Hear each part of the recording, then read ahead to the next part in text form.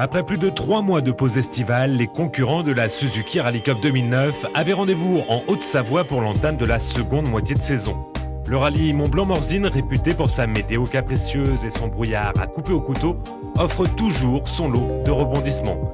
Bien entendu, aucun des ténors ne manque à l'appel. Avec une victoire et une deuxième place, Jérémy Ancien mène au championnat. Il ouvre la route. Il précède Jérôme Schmitt.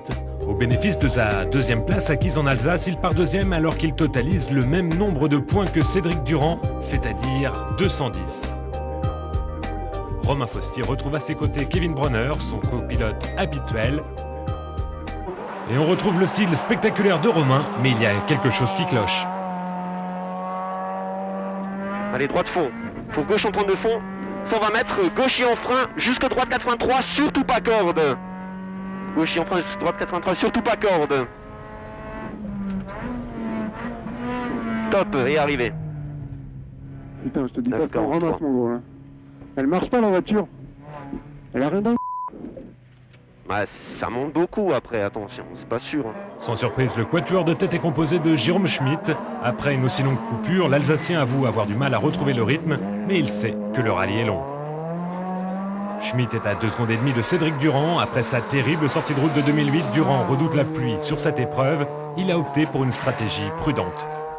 Victime d'une intoxication alimentaire quelques jours avant le départ, Pierre Campana est diminué physiquement. Il pointe à 9 secondes de Jérémy Ancien, son compagnon d'écurie, qui lui est dans les meilleures dispositions. En ce début de rallye, Pierre Campana a subi le rythme de son compagnon d'écurie. Il a fait 3 meilleurs temps contre 4 à Jérémy Ancien, mais le jeune Corse reste optimiste.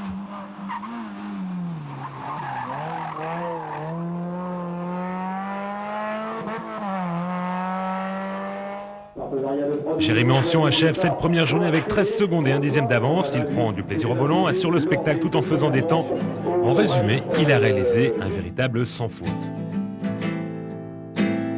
Du point de vue de la météo, la deuxième étape s'annonce bien meilleure. Les nuages se sont dissipés dans la nuit. Le soleil refait son apparition.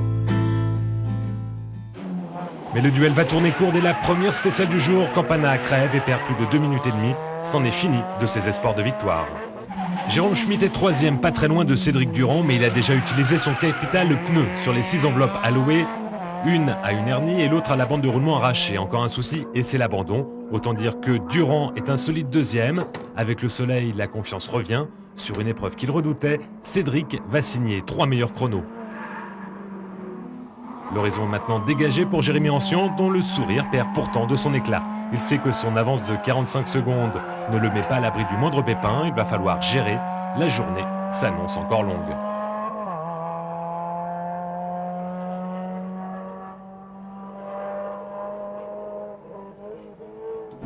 Plus trop le temps ou pas, Stéphane va pourtant se faire une belle chaleur dans la 16e et dernière spéciale du rallye.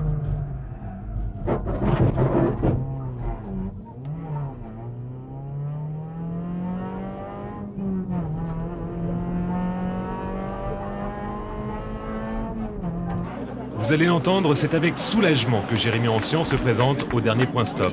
Il précède Cédric Durand, Jérôme Schmitt et Romain Fostier, qui a résisté jusqu'au bout au retour de Pierre Campana. Belle performance. Depuis la première spéciale, c'est quand même assez long. Mais bon, on s'est bien débrouillé avec mon nouveau copilote et voilà.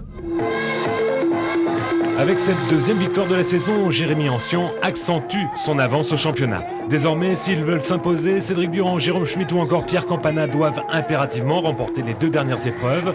Tout reste possible. On se retrouve très vite pour le prochain rendez-vous. Ce sera au Touquet du 2 au 4 octobre. Salut à tous.